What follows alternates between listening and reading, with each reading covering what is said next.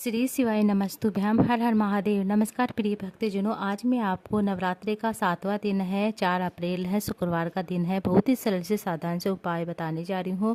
फिलहाल की कथा में गुरुजी ने उपाय बताए वह भी बताऊंगी, और माँ नवरात्रि के दिनों में आप किस तरह से आप उपाय कर सकते हैं ये बताने आई हूँ। माँ के सबसे पहले नवरात्रि के 7वें दिन माँ कालरात्रि की पूजा की जाती है। माँ कालरात्रि का आशीर्वाद आप सभी भक्तजनों पर सदैव सर्वदा बना रहे।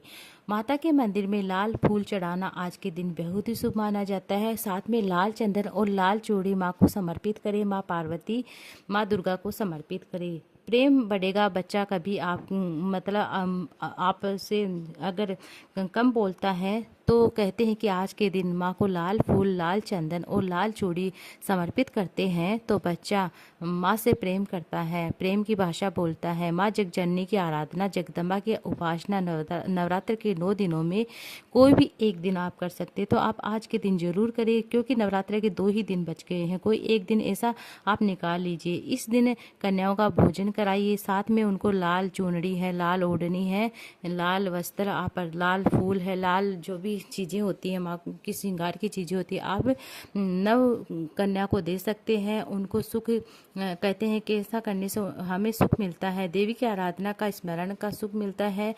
और कहते हैं कि नवरात्र में देवी की ज्योति जरूर जलानी चाहिए। अगर आप अखंड ज्योति लगा रहे हैं, जवारे बो रहे हैं, कलश लगा रहे हैं, ज्योत का विधि विधान कर रहे हैं, इसके जिसके यहाँ दिया अखंड जलाया जाता है, अगर वो दिए की जो लो होती है, बाती होती है, अगर दक्षिण दिशा की होती हैं तो उनके घर में कहते हैं कि साल भर में कोई ना कोई घटना रहती है, तो आप दक्षिण मुखी दीपक ना लगाएं दक्षिण दिशा में, और आप उसकी लो नहीं करनी है। इस बात का आपको ध्यान रखना है।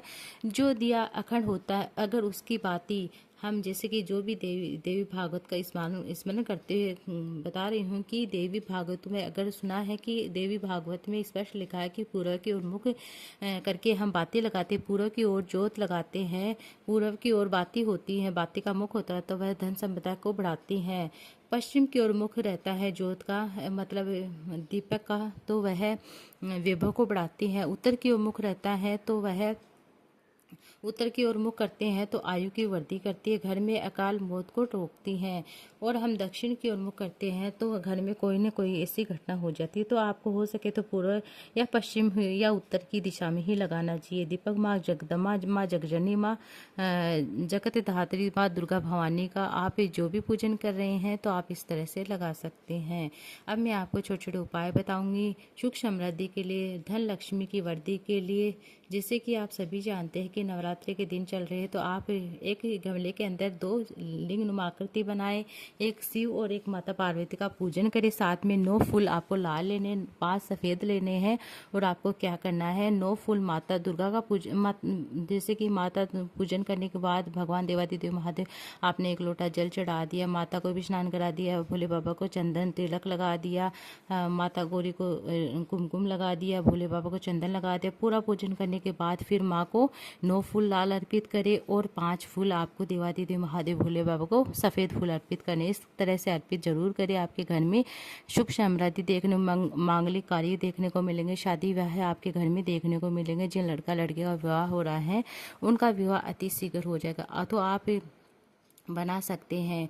जैसे कि आपने बहुत सारे रोजगार करके देख लिया, आपको सुख नहीं मिल रहा है, उसमें आपको घाटा ही घाटा देखने को मिल रहा है, तो आप माँ जगजननी की आराधना जरूर करें। पति पत्नी में अगर कलेश है तो कहते कि माँ के जैसे कि आप नवरात्रि घर में बैठा रहे तो माँ को माखन का भोग लगाए, नहीं तो कोई भी माँ के मंदिर में नवरात्रि के दिनों में माँ को माखन का भोग अर्थात माखन जरूर चढ़ाए। माखन चढ़ाने से पति पत्नी के बीच में जो झगड़ा होता है वह समाप्त होता है, अटूट प्रेम बनता है, तलाक तक की बात भी चली जाती है तो माता उसको देख लेती है और माँ मतलब पति पत्नी में आपस में प्रेम बनाकर ही रखती है। तो आप माखन का भोग माँ को जरूर लगाइए।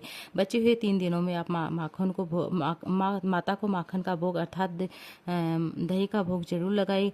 अब मैं आपको बता दूं कि जैसे कि माँ के नवरात्रों में लाल फूल, लाल चंदन, लाल चूड़ी माँ को समर्पित करें, बड़े ही प्रेम से समर्पित करते। जो बच्चा कभी आपसे मतलब कम बोलता है, प्रेम की मतलब कुछ भी ऐसे प्रेम से नहीं बोलता है, तो आप ये तीनों चीज़ें अपने बच्चे के लिए, अपने खुद के लिए आप जरूर अर्पित करें। इस तरह से फिलहाल की कथा में गुरुजी ने विजयदशमी का भी उपाय बताया है।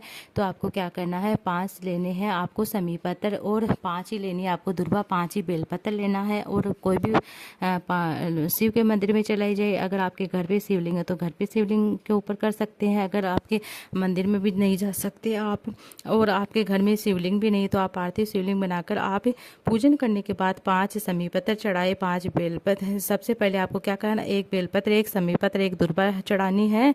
फिर क्या करना, फिर श्री शिवाय नमस्ते अपने मन की कामना करते, फिर आपको इस तरह से 5 बार चढ़ाते, फिर 3 बार आपको 1 लोटा जल को आपको 3 बार चढ़ाना है।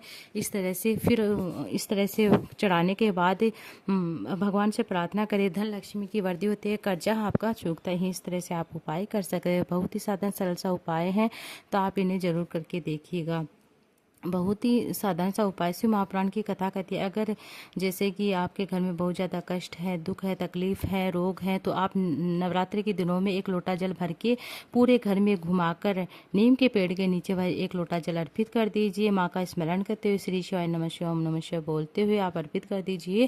कहती है आपके घर में किसी भी तरह की कोई भी बीमारी प्रवेश नहीं करेगी, और कोई रोग है तो वह जल्दी छूट जाएगा। इस तरह से आप कर सकते हैं। नवरात्रि के दिनों में देवी ज्योति लगाते हैं, अखंड ज्योत लगाते हैं, जवारे बोते हैं, कलश लगाते हैं, तो कहते हैं कि बेहद ही शुभ माना जाता है। ऐसा करने से माँ जगजननी माता पार्वती, माँ जगदम्बा का आशीर्वाद प्राप्त होता है। माता पार्वती का ही एक स्वरूप है माँ जगजननी, माँ दुर्गा। इस तरह से आप पूजन जरूर करें आज के दिन। ये थी आज की वीडियो। उम्मीद आपको अच्छी लगी। वीडियो अच्छी लगी तो वीडियो को लाइक जाता है शेयर कीजिएगा। श्री शिवाय नमस्तुभ्यम, हर हर महादेव। माता रानी का आशीर्वाद आप सभी जनों पर सदैव श्रद्धा बना रहे।